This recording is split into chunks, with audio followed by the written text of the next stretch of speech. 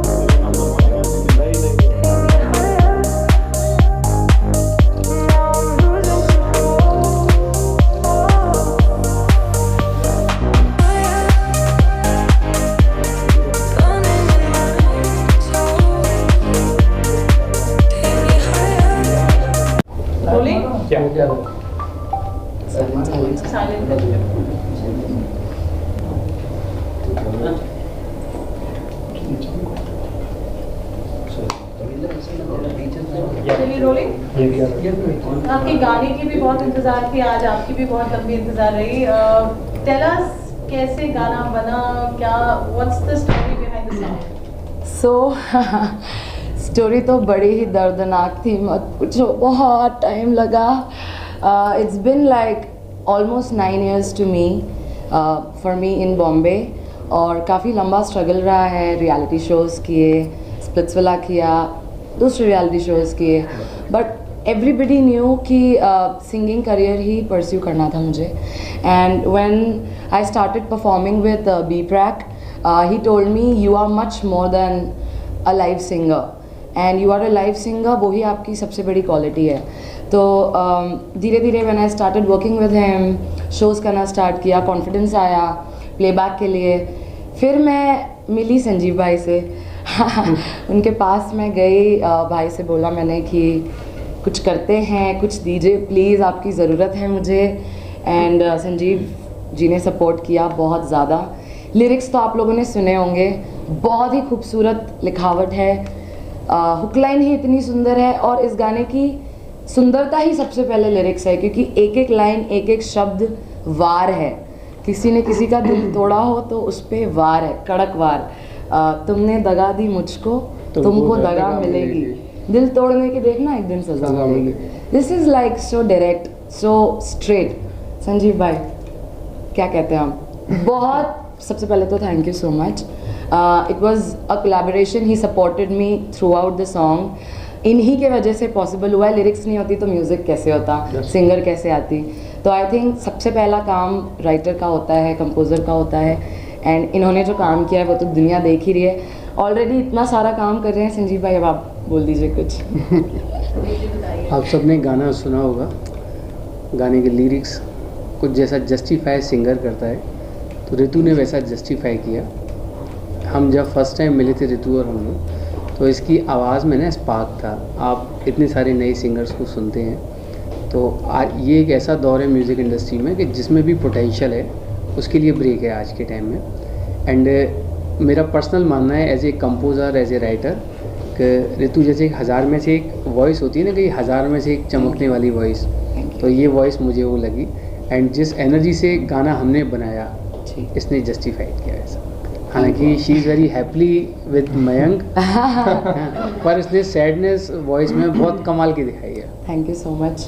वो तो सिंगर का काम ही होता है, जैसे डांसर्स अपने फेस से, अपनी कला से अपना एक्सप्रेस करते हैं, अपना दर्द, अपनी खुशी, वैसे ही सिंगर का भी काम होता है। जो भी वो गाए, चाहे वो 4 शब्द हो, चाहे वो 4 लाइनें हो, जो शब्द कहते हैं उन शब्दों का अर्थ हमारी आवाज़ में सुनाई देना चाहिए। सिंगिंग के साथ, जैसा आपने एक्टिंग देखी होगी ना ऋतु की, तो मतलब सिंगर तो ये बहुत अच्छी है, बट पर्सनली मेरा मानना ये है ना, बॉर्न एक्ट्रेस है एक्चुअली। अभी ये बात भी कर रही है तो आप लोग को लग रहा होगा कि एक्टिंग या एक्सप्रेशंस ना भगवान ने इसके खून में दिया है, कि thank you so much. Much. Actress बहुत अच्छी है ऐसी। मुझे आई होप, ऐसा मुझे सब बोलते हैं, but I think I should explore more to my acting.